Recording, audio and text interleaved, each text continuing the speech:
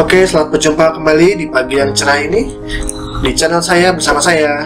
Dan pada kesempatan kali ini kita akan mempelajari tentang bahasa Indonesia yang ada di tema 3 subtema kedua. Jangan lupa untuk menyaksikan video ini sampai akhir agar kalian dapat memahami dan mengerti materi ini dengan baik.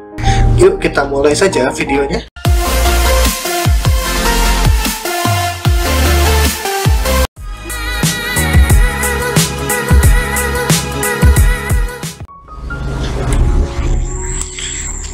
Yang pertama adalah narasumber dalam wawancara. Narasumber bertugas memberikan informasi yang dibutuhkan pewawancara dengan menjawab pertanyaan. Sebelum melakukan wawancara, kita harus menentukan narasumber yang tepat. Narasumber merupakan orang yang berperan penting dalam wawancara.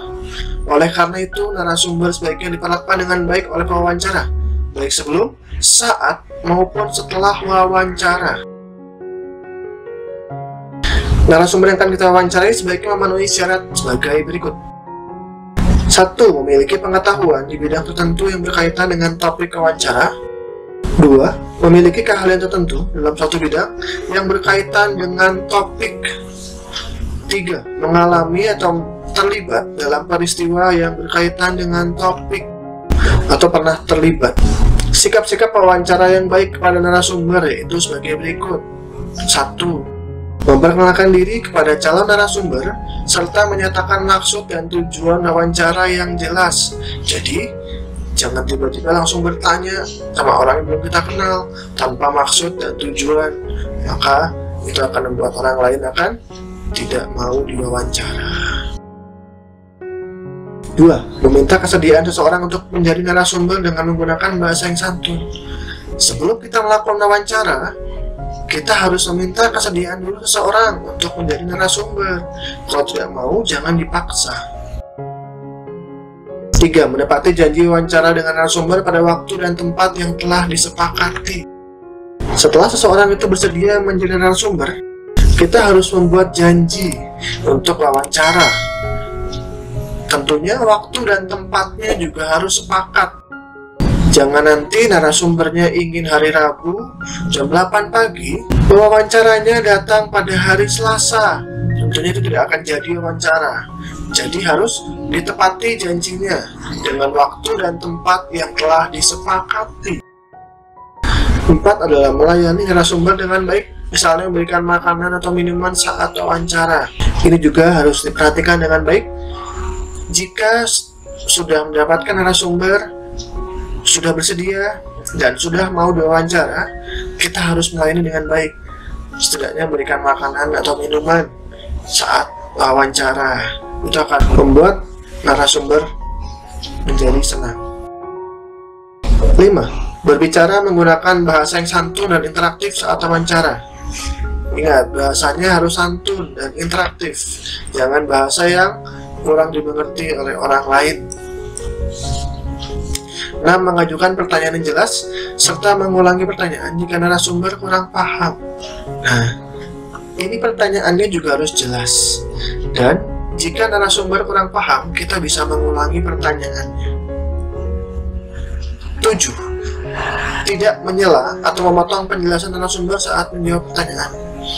Ini juga berhubungan dengan etika. Jadi kalau misalkan narasumber tidak berbicara atau menjawab pertanyaan, tidak dipotong atau disela. 8. Mengucapkan terima kasih setelah melakukan wawancara. Jangan lupa, kita juga harus mengucapkan terima kasih setelah melakukan wawancara. Berikutnya daftar pertanyaan wawancara. Pertanyaan yang diajukan kepada narasumber harus sesuai topik wawancara. Jangan melebar kemana-mana.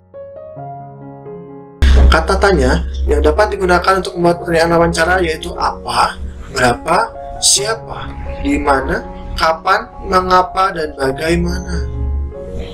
Kata tanya tersebut dapat digunakan untuk menggali informasi secara rinci dari narasumber.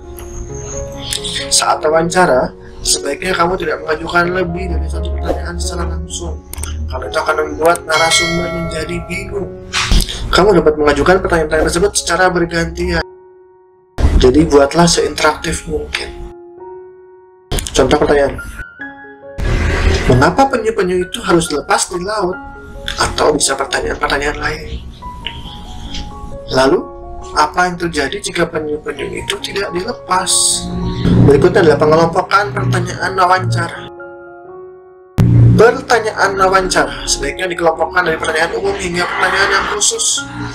Tujuannya agar narasumber mudah diarahkan untuk memberikan penjelasan secara rinci.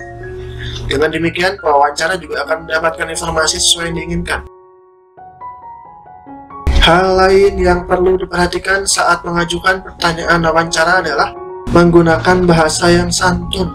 Ingat, bahasa yang santun. Kesantunan bahasa dapat ditunjukkan dengan cara tidak menyinggung pihak lain. Sebagai pewawancara, sebaiknya kita bersikap tidak membela pihak manapun. Laporan wawancara. Kita mengajukan berbagai pertanyaan untuk menggali informasi penting dari narasumber saat wawancara. Semua informasi yang kita dapat sebaiknya tidak hanya kita ingat, melainkan kita catat dalam bentuk laporan hasil wawancara. Laporan hasil wawancara bertujuan untuk memudahkan orang lain membaca dan mengetahui informasi penting yang telah kita peroleh. Ini adalah contoh laporan wawancara. Ya, seperti ini ya. Ada topiknya, ada narasumbernya, ada pewawancaranya, ada waktu dan tempatnya. Lalu ada daftar pertanyaan dan ada jawaban dari narasumber. Kalian bisa belajar untuk membuat ini.